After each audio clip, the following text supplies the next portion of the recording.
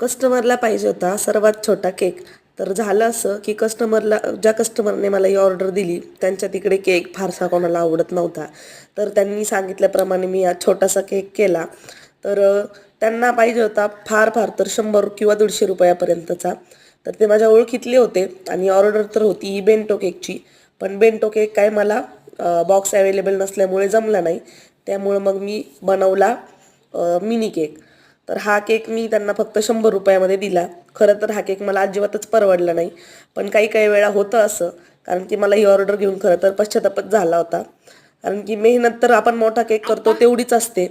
पण पैसे काही फारसे असे मिळत नाही. त्याच्यामध्ये फारसं काही प्रॉफिट राहत नाही आणि मेहनतही तेवढीच करावी लागते. आणि इकडे मागं तुम्ही बघू शकता माझा मुलगा मागं खेळतोय. आणि हा व्हिडिओ तुम्हाला कसा वाटला तर मला कमेंट करून नक्की सांगा आणि व्हिडिओ आवडत असेल तर सबस्क्राईब करा चॅनलला आणि लाईक पण करा. धन्यवाद.